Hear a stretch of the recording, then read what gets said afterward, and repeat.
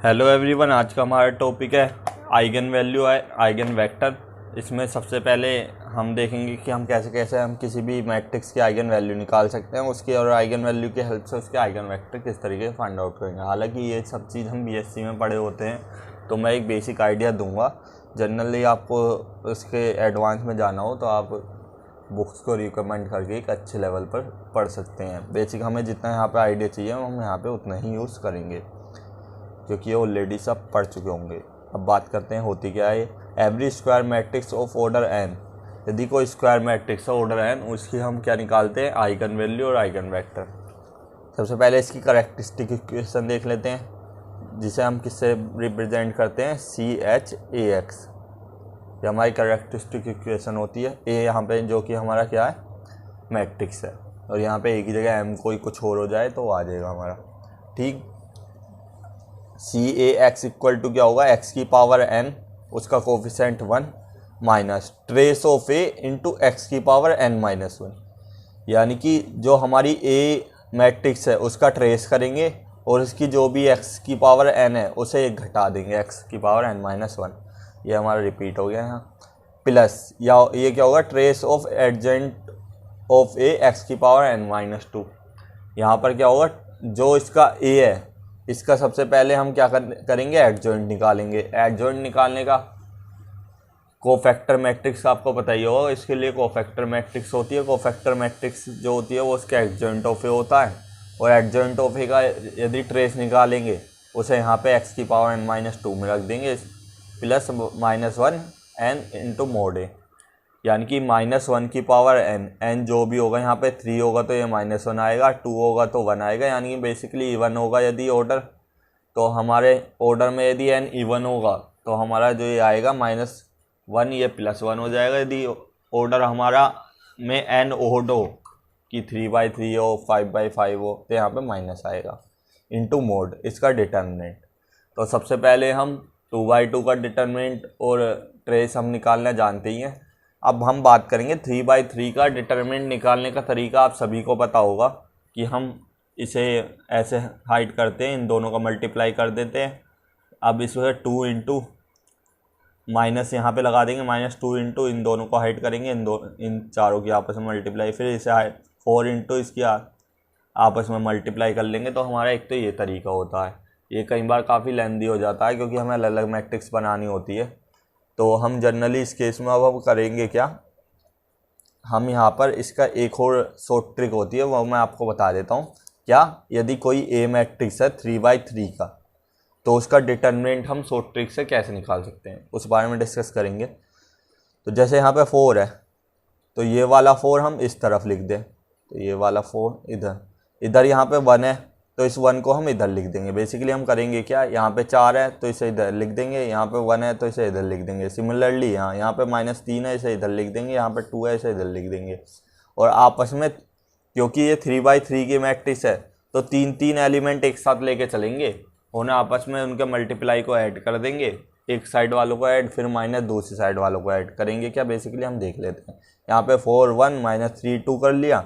अब यहाँ पर क्या करा हमने, 3 एलिमेंट लेंगे जैसा कि मैंने बताया। एक तो ये वाला बन जाएगा हमारा 3 एलिमेंट का, एक ये बन जाएगा और एक ये बन जाएगा। इसके अलावा और कोई नहीं बनेगा। इस साइड में मैं बात कर रहा हूँ, इस साइड की, और कोई नहीं बनेगा।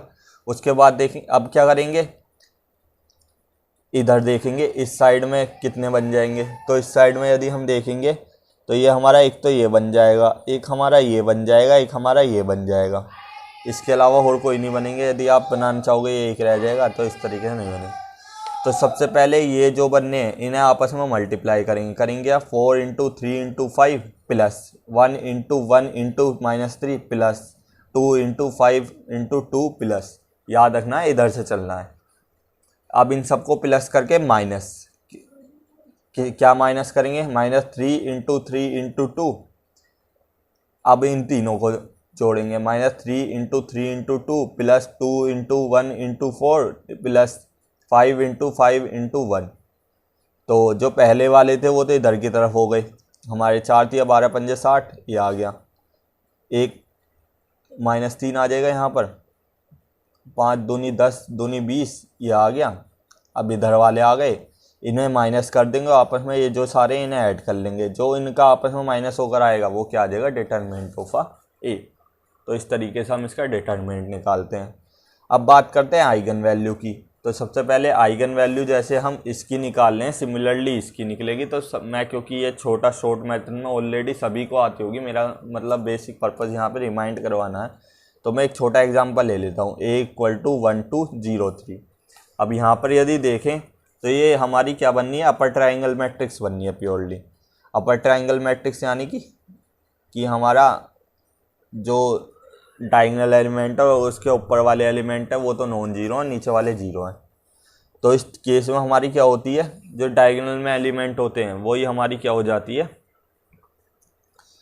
वही हमारे आइगन वैल्यू हो जाती है। तो लैम्डा = 3 और लैम्डा = 1 हमारी इसकी आइगन वैल्यू हो जाएगी।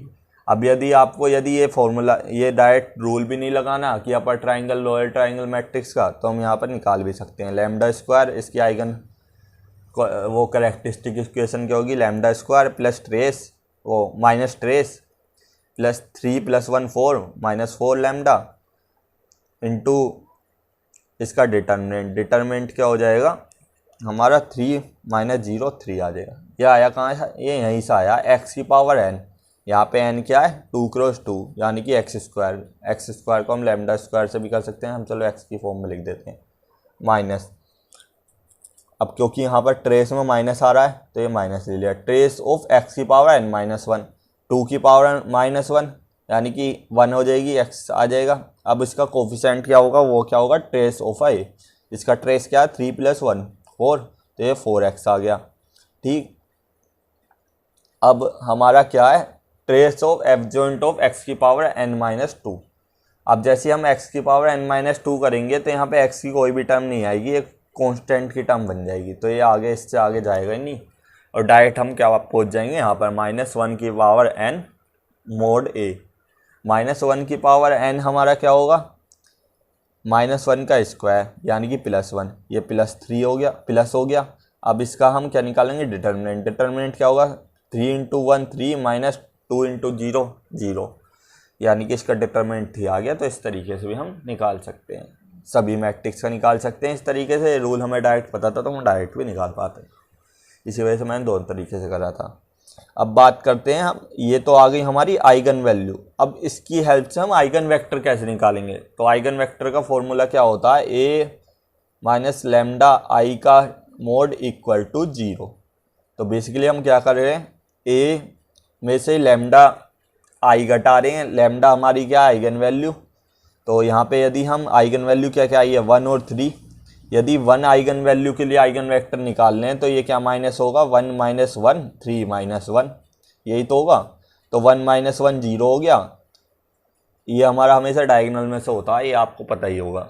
ठीक, और 3 - 1 2 हो गया, तो ये हमारी मैट्रिक्स बन के आ जाएगी। इसमें x1 x2 करेंगे = 0 0 हो जाएंगे हमारा। ठीक, बेसिकली ये होता क्या है, a - λI का मोड इंटू x = 0। x हमारा क्या है, x1 x2, क्योंकि यहाँ पे दो ट्रू को ट्रू की मैट्रिक्स है तो दो ही हमारी वेरिएबल होंगे, तो x1 x2 आ गया। तो हमारा ये होता क्या है, ax - λx = 0। तो ये बंद किया जाता है, हम x को कॉमन ले लेते हैं, a - λI, क्योंकि 1 आ रहा, 1 की जगह i लिख लेंगे, इंटू x = 0। ये बेसिकली आता है यहाँ से है हमारा, x हमारा क्या होते हैं, ये वेक्टर होते हैं, और वेक्टर यहाँ पे 2 है तो ये इससे आता है, ये सभी को पता होगा, मैं डिटेल में जाने की ज़रूरत ही नहीं है। तो हमारा 0 to 0 2, हमारा 0 की मल्टीप्लाई x के साथ करी प्लस 2 की मल्टीप्लाई x2 के साथ 2x2 आ गया हमारा = 0। अब 0 की मल्टीप्लाई x1 के साथ 2 की मल्टीप्लाई x2 के साथ, तो ये क्या आ गया, 0 × 2x2, यही आया ना हमारा। तो 0 × 2x2 आया। अब हम यहाँ से देखें दोनों कंडीशन में 2x2 = 0 आ रहा है। ठीक, यही तो आ रहा है हमारा। लेकिन हम क्या, हमारा एक रूल भी होता है क्या, कि हमारे जो आइगन वेक्टर हैं वो कभी भी 0 नहीं हो सकते। यानी कि ये तो हो सकता है, यानी कि 3 × 3 के आइगन वेक्टर हैं तो वो 2 0 हो जाएं, पर उसमें एक का नॉन जीरो होना जरूरी है। नॉन जीरो प्लस माइनस दोनों हो सकता है। ये ऐसा नहीं है -1 भी आ सकता है यहाँ +1 हो, लेकिन ये कभी भी ऐसा नहीं होगा ये कि ये तीनों जीरो हो जाए। सिमिलरली 2/2 में भी होता है कि हमारे सभी eigen vector zero, eigen vector के सभी एलिमेंट हमारे जीरो नहीं हो सकते। पर यहाँ पे यदि हम x2 की वैल्यू जीरो पुट कर रहे हैं और x1 की वैल्यू हमें पता ही नहीं है, तो ये 0 0 नहीं लिख सकते। तो हम करेंगे क्या, यहाँ पर x2 तो हम 0 ही रख लेंगे क्योंकि हमें पता है x2 की वैल्यू 0 है। x1 को कोई कांस्टेंट k मान लेंगे। अब सिंपली यहाँ पर करेंगे कि k को बाहर निकालेंगे, k इसमें से भी को बना सकता है, इसमें से भी, तो ये क्या आ जाएगा 1,0। ये इसके आइगन वेक्टर आ जाएंगे with respect to eigen value 1। ठीक, अब आइगन वैल्यू 3 के लिए निकालें। 3 के लिए भी सिंपल होगा, a माइनस लैम्डा i, तो हमारा लैम्डा की जगह 3 है, तो इसमें से 3 घटाएंगे तो -2 आ जाएगा, इसमें 3 में से 3 घटाएंगे तो 0 हो जाएगा। तो -2x1 इंटू 2x2, ये हमारा 0 0 हो जाएगा। तो हमारी इक्वेशन एक है, वेरिएबल 2 है, तो यानी कम से कम एक वेरिएबल को कांस्टेंट मानना होगा। तो या तो हम x1 को k मान लें, x2 को k। ये आपने रूल पढ़ा ही होगा। यदि हमारे वेरिएबल 2 हैं और इक्वेशन 1 है, तो हमारा ये तो है ही नहीं कि आंसर आ जाएगा, तो हमें कम से कम एक को कांस्टेंट मानना होता है। तो हम इसे इनमें से हमने मान लो x1 को कांस्टेंट मान लिया, x1 को k माना, तो x2 भी हमारा यहाँ पे x1 इक्वल टू k रखेंगे तो x2 भी हमारा k आ जाएगा। सोल्व करके आप देख लेना। तो हमारा x1 x2 का जो आइगन वेक्टर क्या आ गया, k into k comma k। अब k को हम बाहर निकाल लेंगे, तो हमारा क्या आ जाएगा 1,1। एक यहाँ से मैं आपको ट्रिक भी बताऊँगा। वो ट्रिक क्या है हमारी, कि यदि हमारी सभी रोज का सम इक्वल आ जाए, सभी रोज के सम का मतलब क्या, 1 + 2 3 आ रहा, 0 + 3 3 आ रहा है। यदि सभी रो का सम हमारा 1 आ जाए तो कम से कम एक आइगन वैल्यू उस वैल्यू की होगी। यानी कि इसका बोलना ये है कि यहाँ पर कम से कम एक ऐसी आइगन वैल्यू होगी जिसकी वैल्यू 3 होगी, जो इसका रो का सम है वो होगी, प्लस 3 के रेस्पेक्ट में जो भी हमारे साथ आइगन वेक्टर आएगा वो हमेशा क्या आएगा हमारा 1 1। जो भी हमारा रो सम जो इक्वल आ रहा है उसके रेस्पेक्ट में जो हमारा आइगन वेक्टर आता है जो कि हम निकालने हैं, वो डायरेक्ट भी हम लिख सकते हैं। वो क्या हमेशा क्या आता है हमारा 1 1 ही आता है। यदि 3/3 का होगा तो 1 1 1 आ जाएगा, 4/4 का होगा तो 1 1 1 1 1 आ जाएगा। लेकिन उसके लिए कंडीशन क्या है, हमारा रो का सम सबका इक्वल होना चाहिए। या बात करें हम कॉलम का सम हमारा इक्वल होना चाहिए, क्योंकि यहाँ पे किसी एक का भी हो जाए तो तब भी ये रूल लग जाता है। क्योंकि यहाँ पे सभी रो का सम एक ही आ रहा है, वो आ रहा है 3, तो lambda equal to 3 eigen value के हमारे लिए इसका आइगन वेक्टर हो जाएगा 1,1 1,1 नहीं 1 1 1,1 तो हमारा वो टपल बन जाएगा। ठीक, तो इस तरीके से हम आइगन वेक्टर निकालते हैं। नेक्स्ट हमारा ये क्वेश्चन हम कर चुके हैं लास्ट वीडियो में। नेक्स्ट हमारा क्या है, आइगन स्पेस। आइगन स्पेस क्या होता है, set of all eigen value हमारा क्या होता है आइगन स्पेस। यानी कि सभी आइगन वैल्यू को हम एक साथ रख दे तो हमारा वो क्या जो स्पेस बनता है उसे हम क्या कहते हैं आइगन स्पेस। ये सबसे हमारी इंपॉर्टेंट चीज़ है, अलजेब्रिक मल्टीप्लिसिटी और ज्योमेट्रिक मल्टीप्लिसिटी। इसे हम AM और GM भी बोलते हैं। तो आगे हम AM और GM के फॉर्म में ही सब बोलेंगे और लिखेंगे भी। ठीक, होती क्या है कि यदि हमारा मान लो किसी भी मैट्रिक्स है, A be the matrix which eigen value हमारी क्या आ जाए 1 1 2 3, तो बेसिकली हमारा अलजेब्रिक मल्टीप्लिसिटी क्या होती है कि कोई यदि सेम आइगन वैल्यू कितनी बार रिपीट होती है वो ही उसकी अलजेब्रिक मल्टीप्लिसिटी होती है। जैसे हम बात करें आइगन वैल्यू 1 2 बार आ रही है तो इसकी algebraic multiplicity AM of 1 equal to क्या हो जाएगा 2। अब 2 की बात करें, 2 हमारा कितनी बार रिपीट हो रहा है, हमारा केवल एक ही बार आ रहा है, तो algebraic multiplicity of 2 equal to हमारा क्या हो जाएगा 1। Algebraic multiplicity of 3 equal to हमारा भी 1 हो जाएगा। तो इस तरीके से AM हम हर आइगन वैल्यू का निकाल लेते हैं। अब बात करते हैं ज्योमेट्रिक मल्टीप्लिसिटी। ज्योमेट्रिक मल्टीप्लिसिटी क्या होता है, nullity of A minus lambda I is called the GM। जो इसकी नलिटी होती है A माइनस लैम्डा आई, यानी कि हम करेंगे क्या, जो हमारी ए वेक्टर, जैसे हम आइगन वेक्टर निकालते हैं उसे यदि हम उसकी नलिटी सिमिलरली उसी मैनर में हम इसकी नलिटी निकाल लें तो उस आइगन वैल्यू के रेस्पेक्ट में उसकी GM होगी। अब बात करें हम यदि GM निकाल लें किसकी, लैम्डा इक्वल टू 1 के लिए, तो यहाँ पे लैम्डा की वैल्यू 1 पुट कर देंगे और जो भी इसकी आपस में मैट्रिक्स की नलिटी आ जाएगी वही हमारी इसकी GM हो जाएगी। अब GM इक्वल टू 2 के लिए रखेंगे तो लैम्डा की जगह 2 पुट कर देंगे, A माइनस 2i हो जाएगा।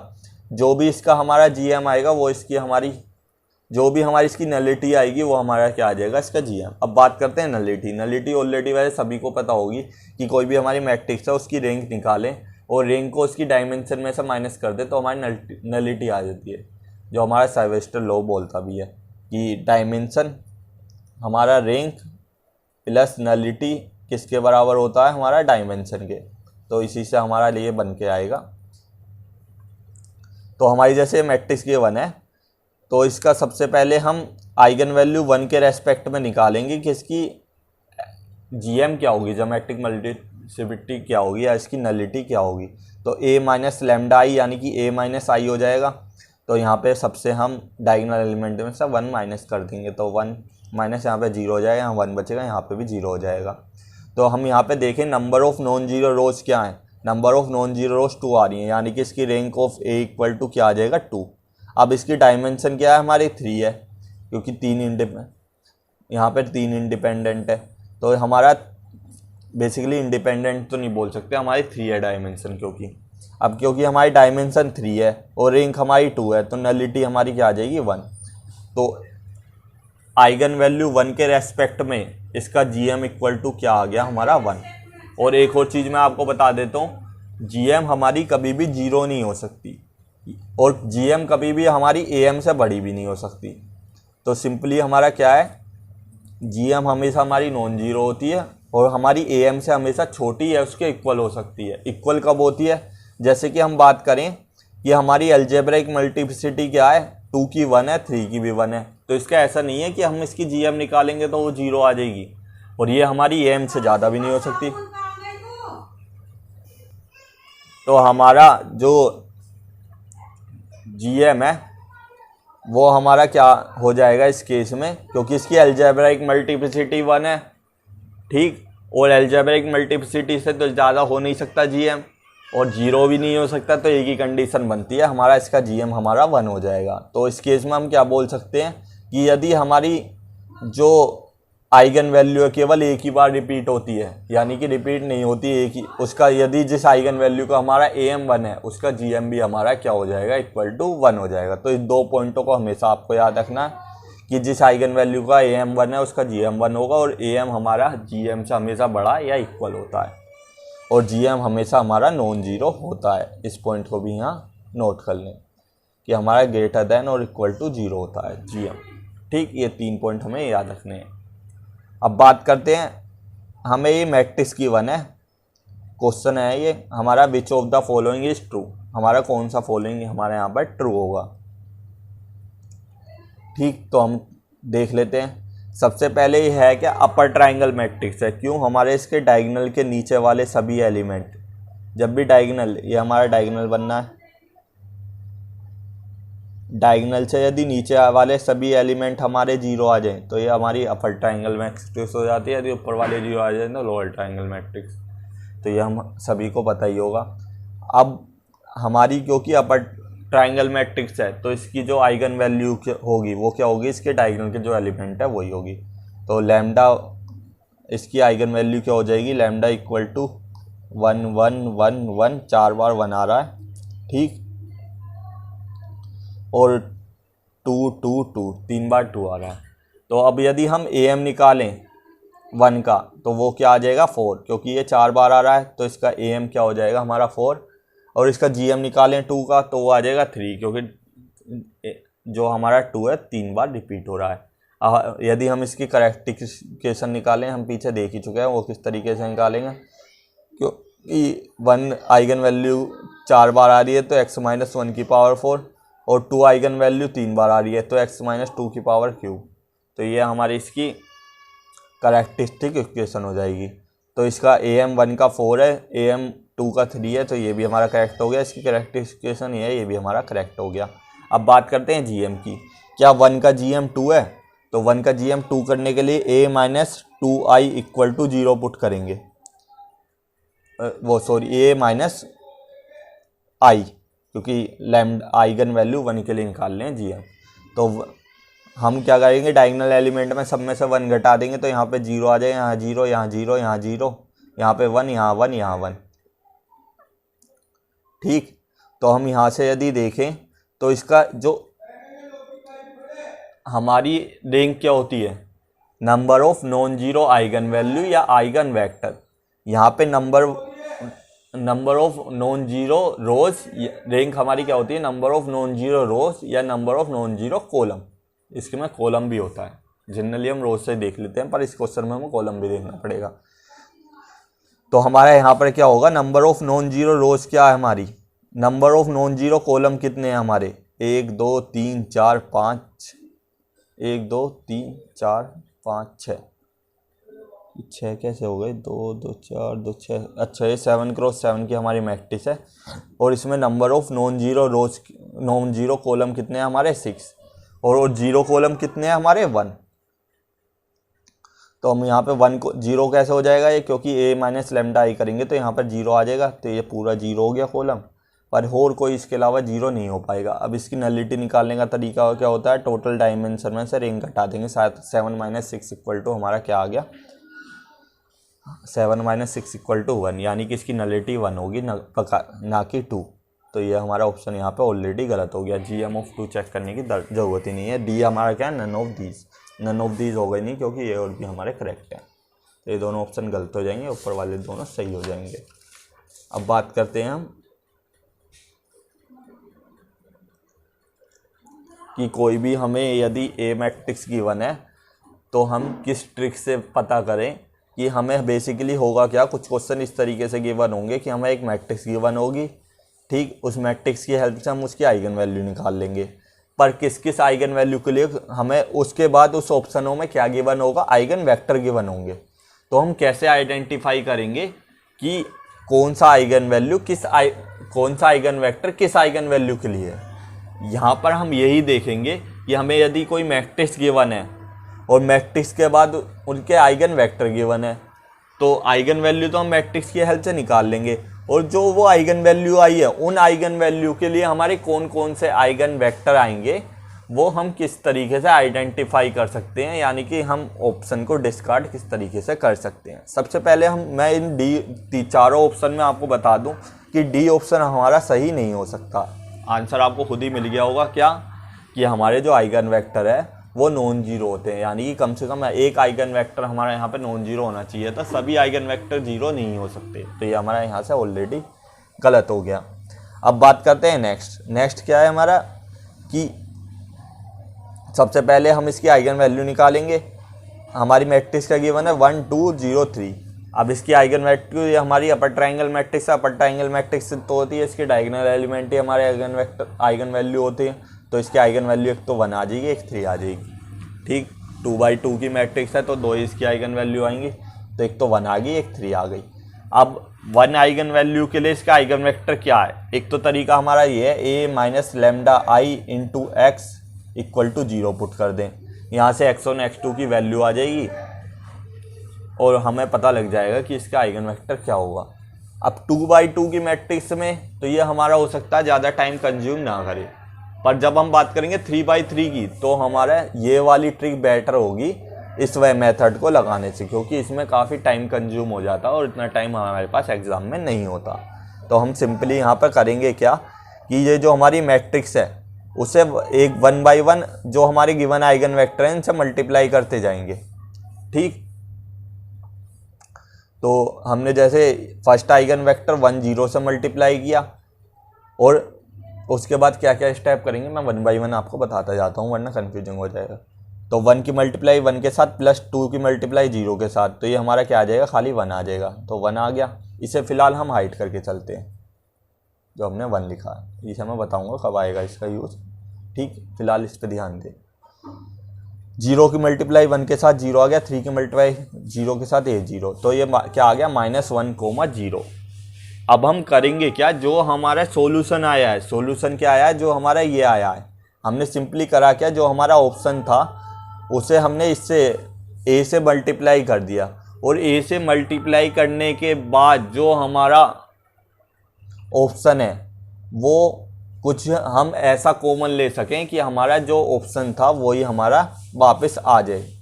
तो यदि हम इसमें देखें और कॉमन हम किस तरीके से लेंगे, कोई ऐसी वैल्यू कॉमन लेंगे जो उसकी आइगन वैल्यू भी हो।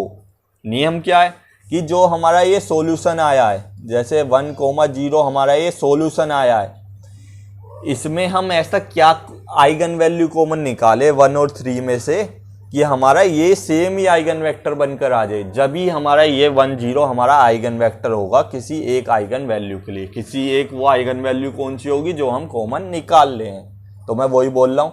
तो इसमें से हम 3 तो कॉमन निकाल नहीं सकते 1 और 0 में से, 3 किसी में से ही कॉमन नहीं आ रहा। हम 1 कॉमन निकाल सकते हैं। तो जैसे हम इसमें से 1 कॉमन निकालेंगे तो 1 0 ही रह जाएगा, क्योंकि 1 आइगन वैल्यू कॉमन निकालने पर ये जो आइगन वेक्टर हमने मल्टीप्लाई किया था वही बनकर आ रहा है। तो वही आइगन वैल्यू के लिए हमारा आइगन वेक्टर क्या हो जाएगा 1,0। ये ऑप्शन हमारा सही हो जाएगा। सेकंड हम ऑप्शन चेक करेंगे 1, ये जो आइगन मैट्रिक्स है इसकी मल्टीप्लाई हम इस बी ऑप्शन के साथ करेंगे, और जैसे ही हम इसे सोल्व करेंगे तो इसकी वैल्यू आएगी हमारी 1,3। ठीक, अब 1,3 में से हम 1 कॉमन ले सकते हैं, 3 तो ले नहीं सकते क्योंकि 3 के लिए दोनों का 3 के मल्टीपल होना चाहिए था आइगन वैल्यू जो हमारा सॉल्यूशन आ रहा है। अब इसमें से जैसे ही हम 1 कॉमन लेंगे तो हमारा क्या आ जाएगा 1 और 3। 1 और 3 की तो हमने मल्टीप्लाई नहीं करी थी, क्योंकि हमने जिस आइगन वेक्टर की मल्टीप्लाई करी थी वो आइगन वेक्टर नहीं आया, तो 1 के रेस्पेक्ट में ये आइगन वेक्टर हमारा पॉसिबल नहीं है। तो ये ऑप्शन हमारा गलत हो जाएगा। थर्ड चेक करेंगे। थर्ड में हमारा क्या है, जो हमारी ए मैट्रिक्स है इसके साथ हम सी ऑप्शन की मल्टीप्लाई करेंगे। सी ऑप्शन की मल्टीप्लाई करने के बाद हमारा आंसर क्या आएगा 2,3। मल्टीप्लाई कैसे होती है वो मैं ऑलरेडी सभी को पता होगी, चलो मैं एक बार रिपीट कर देता हूँ। रो बाई कॉलम होती है, तो इसकी मल्टीप्लाई इसके साथ, इसकी मल्टीप्लाई किसके साथ, इन दोनों को आपस में ऐड कर दिया। तो ये क्या आएगा 1 × 0, 2 × 1 2 आ जाएगा। 3 × 0 वो 0 × 0, 3 × 1 ये 3 आ गया। अब इसमें से भी हम 1 ही कॉमन ले सकते हैं, क्योंकि हम इसमें से 2 कॉमन लेंगे तो ये इंटीजर नहीं बचेगा, और ये इसे लेंगे तो ये नहीं बचेगा। तो हम ऐसा नंबर लेते हैं जो दोनों में से कॉमन आ जाए। तो इसमें से केवल 1 कॉमन आएगा। जैसे ही 1 कॉमन लेंगे तो ये 2 और 3 आ जाएगा। और जबकि आइगन वेक्टर हमने क्या लिया था 0 1, क्योंकि ये 0 1 नहीं आ रहा कॉमन लेने पर, तो लैम्डा = 1 के लिए जो हमने कॉमन लिया है उसके लिए आइगन वेक्टर नहीं होगा। तो यहाँ पे केवल ये ऑप्शन करेक्ट हो जाएगा। आइगन वैल्यू 3 के लिए भी यहाँ पे कोई ऑप्शन आता वो तो हम चेक कर लेते, वरना आइगन वैल्यू 3 के लिए हम आइगन वेक्टर पता ही करना चाहें घर के लिए कि हम कैसे कर सकते हैं, तो इसका तरीका ये हो जाएगा हमारा x1 x2 से मल्टीप्लाई कर देंगे, =0 0 पुट कर देंगे, तो ये जो हमारी x1 x2 की वैल्यू आएगी वही हमारा आइगन वेक्टर आ जाएगा लैम्डा =3 के लिए। पर ये नहीं आएगा, इसमें हमने -3 भी करना होगा डायगोनल में। तो -3 करेंगे तो ये क्या आ जाएगा -2, 2 0, 0। तो इसका हम क्या करेंगे -2x1 + 2x2 आएगा। जैसे हम इसमें से एक कांस्टेंट k लेंगे, x1 को मान लो हमने k ले लिए, तो x2 भी हमारा k आ जाएगा। यहाँ से जब हम सॉल्व करेंगे तो हमारा k और k आ जाएगा, दोनों आइगन वेक्टर। k को हम कॉमन आउट कर लेंगे तो 1, 1। अब 1, 1 क्यों आया, क्योंकि मैंने एक रूल बताया था आपको, और सेम क्वेश्चन शायद हमने करा भी था ये, कि हमारा यदि रो का सम है वो सभी किसी मैट्रिक्स में सभी रो का सम इक्वल हो, तो उस रो के सम के रेस्पेक्ट में जो भी हमारा सम आया है, एक वो हमारी आइगन वैल्यू जरूर होगी उस मैट्रिक्स की, और आइगन वैल्यू के रेस्पेक्ट में आइगन वेक्टर हमारा 1 1 आता है। तो ये हमारा वही रूल यहाँ पे लागू हो जाएगा। नेक्स्ट हम यहाँ पे बात करेंगे यही जो हम डिस्कस करते आ रहे हैं, if sum of each rows and each column is same then lambda must be an eigen value. यदि किसी मैट्रिक्स में ईच रो या ईच कॉलम का जो सम है वो सेम आए, तो जो वो सम आ रहा है वो लैम्डा वो उतने नंबर की एक आइगन वैल्यू जरूर होगी। If lambda is the eigen value of A, यदि हमारी लैम्डा आइगन वैल्यू है किसी मैट्रिक्स ए की, तो लैम्डा की power k is the eigen value of a की पावर k। बेसिकली हम बोल क्या रहे हैं कि यदि हमें लैम्डा हमारी आइगन वैल्यू है a की, और हमसे पूछा जाए a² की आइगन वैल्यू क्या होगी, तो a² की डायरेक्ट हम बोल देंगे λ² आइगन वैल्यू होगी। जो भी हमारी इसकी मान लो जैसे 3 आई है तो 3 का स्क्वायर 9 हो जाएगी इसकी आइगन वैल्यू। इस तरीके से हम कर लेंगे। Sum of all eigen value a is trace, कि सभी आइगन वैल्यू को यदि आपस में हम सम कर दें तो वो ट्रेस फाइंड आउट हो जाता है। Product of all eigen value हमारे क्या होता है डिटरमिनेंट ऑफ ए। तो ये काफ़ी इंपॉर्टेंट पॉइंट है, इन्हें आप जरूर पढ़ें और याद रखें। हमारा नेक्स्ट क्वेश्चन है जो CSI एंड जो 2020 में आया था, क्या कि हमारा 2x2 की रियल मैट्रिक्स है जहाँ पे डिटरमिनेंट हमारा 1 है, ट्रेस हमारा 2 है। अब ट्रेस क्या, डिटरमिनेंट क्या होता है कि प्रोडक्ट ऑफ आइगन वैल्यू, क्योंकि यहाँ पे दो ही आइगन वैल्यू होंगी, λ1 इंटू λ2 इक्वल टू हमारा 1 गिवन है, ठीक, और λ1 प्लस λ2 इक्वल टू 3 गिवन है, क्योंकि ट्रेस हमारा क्या होता है, सम ऑफ ऑल आइगन वैल्यू। अब हमें ये चीज़, दोनों चीज़ गिवन है, तो हमें क्या निकालना है, ट्रेस ऑफ ए स्क्वायर, यानी कि λ1 का स्क्वायर प्लस λ2 का स्क्वायर। तो हम इसमें करेंगे क्या, λ1 प्लस λ2 का होल स्क्वायर का फॉर्मूला ओपन करेंगे, λ1 का स्क्वायर प्लस λ2 का स्क्वायर प्लस 2 λ1 λ2। अब यहाँ से देखें λ1 λ2 की वैल्यू हमें 3 गिवन है तो 9 आ जाएगा, और 2 इंटू λ1 λ2 हमारा क्या है, डिटर्मिनेंट 1 है, तो 9 इधर हम लाएंगे तो 9 - 2 हो जाएगा, λ1 का स्क्वायर प्लस λ2 का स्क्वायर, तो λ1 का स्क्वायर प्लस λ2 का स्क्वायर इक्वल टू हमारा क्या आ जाएगा, 7। तो डी ऑप्शन हमारा यहाँ से करेक्ट हो जाएगा, ट्रेस ऑफ ए स्क्वायर हमारा यहाँ से डायरेक्ट आ जाएगा। तो इसी हिसाब से हम मैनिपुलेट कर लेंगे जिस हिसाब से हमारी नीड है, ठीक। तो ये हमारी नेक्स्ट क्या है, वेक्टर स्पेस गिवन है, ऑल पॉलिनॉमियल और डिग्री एटमोस्ट 2, ये एटमोस्ट 2 डिग्री का हमारा एक पॉलिनॉमियल है। लेट वी टू वी हमारी लीनियर ऑपरेटर है। लीनियर ऑपरेटर का मतलब क्या है कि हमारे दोनों जो मैपिंग हो रही है उनका वेक्टर स्पेस सेम है, और यदि ये लीनियर ट्रांसफॉर्मेशन होता तो इन दोनों की वेक्टर स्पेस की वैल्यू अलग अलग होती, एक वी होता एक वी डैश होता। तो ये लीनियर ऑपरेटर और लीनियर ट्रांसफॉर्मेशन में हमें फ़र्क पता ही है, हमने पीछे देखा ही है। और हमें एक मैप ट्रांसफॉर्मेशन रिप्रेजेंट है किस तरीके से, T P equal to P0 minus P1 plus P0 plus P1 into x P0 x square. ये हमने देखा था matrix representation of a linear transformation, हमने लास्ट वीडियो में देखा था, तो उसमें जाके भी हम इस मैट्रिक्स रिप्रेजेंटेशन को देख सकते हैं। तो इसे फ़िलहाल मैं डायरेक्ट एक्सप्लेन करूँगा क्योंकि अननेसेसरी वो सिमिलर बड़ा सिंपल है। उस यदि किसी बच्चे ने वो वीडियो देखी होगी कि matrix representation of a linear transformation, तो ये बिल्कुल इजी कंसेप्ट है। तो यदि आपको अभी तक नहीं देखी है तो आप उसे एक बार जाके देखें, ये आपके लिए काफ़ी इजी भी हो जाएगा, काफ़ी इंपॉर्टेंट टॉपिक भी है वो फॉर CSI एंड नेट। तो क्योंकि इसकी हमारी क्या है, डिग्री एटमोस्ट 2 है, तो क्या आएगा हमारा x square 1x x square.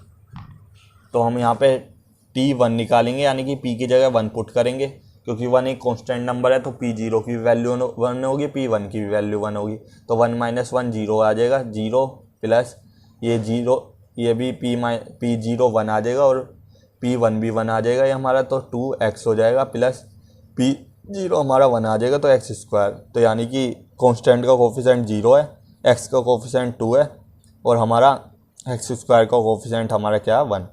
Next हम क्या करेंगे, p की जगह हम x पुट कर देंगे, तो tx की वैल्यू हमारी क्या आ जाएगी, जब p की जगह x पुट करेंगे तो P0 की वैल्यू क्या आ जाएगी हमारी 0, P1 की वैल्यू 1 आ जाएगी, ठीक, प्लस P0 की वैल्यू 0, P1 की वैल्यू 1 इंटू एक्स, P0 की वैल्यू 0 इंटू एक्स स्क्वायर। तो ये हमारा क्या आ जाएगा, कांस्टेंट का जो कोफिशिएंट है वो -1, और x का कोफिशिएंट 1, और एक्स स्क्वायर का कोफिशिएंट यहाँ पे 0 आ जाएगा, क्योंकि P0 हमारा 0 होगा। इसी तरीके tx स्क्वायर निकालेंगे, tx स्क्वायर जैसे हम निकालेंगे तो P0 की वैल्यू तो 0 हो जाएगी, P1 की वैल्यू यानी कि 1 का स्क्वायर 1 ही रहेगा। नेक्स्ट हमारा क्या है, P0 की वैल्यू 0, 1 की वैल्यू 1 इंटू एक्स, इससे नेक्स्ट क्या है, P0 की वैल्यू 0 इंटू एक्स स्क्वायर। तो यहाँ पर क्या आ जाएगा हमारा सिंपली -1 1 0। तो यदि हम इसके बाद ट्रेस की तो करें, तो ट्रेस हमारा क्या होता है, जो हमारी एक तो ट्रेस होता है सम ऑफ ऑल आइगन वैल्यू, और एक हमारा जो जितने भी डायगोनल एलिमेंट होते हैं इनका जो सम होता है, इसे ही हम कहते हैं ट्रेस। तो यहाँ पर ट्रेस क्या आ जाएगा, 0 + 1 + 0 = 1। तो ये ऑप्शन यहाँ से करेक्ट हो जाएगा। या हम यहाँ पे ये भी कर सकते हैं, इसकी सबकी आइगन वैल्यू निकालें। आइगन वैल्यू निकालने का तरीका हमारा यही हो जाएगा, 0 - λ 1 - λ 0 - λ, इसकी -a - λ I निकालें इक्वल टू 0 पुट करें, तो हमारी लैम्डा की 3 वैल्यू आ जाएंगी, जो कि हमारी क्या होगी, जिसका सम हमारा 1 आ रहा होगा। ये नहीं बोल सकते इसकी आइगन वैल्यू 0 1 0 होगी, क्योंकि अपर और लोअर ट्रायंगल मैट्रिक्स है, डायगोनल मैट्रिक्स नहीं है।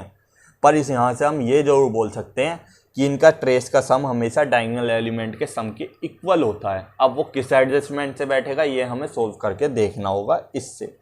तो हमने यहाँ पे इसका then the sum of all eigen value यानी कि ट्रेस ऑफ ए पूछा है, तो हम यहाँ से ट्रेस बता सकते हैं, पर आइगन वैल्यू क्या है वो हमें निकालनी होगी, यह हमें ध्यान रखना है।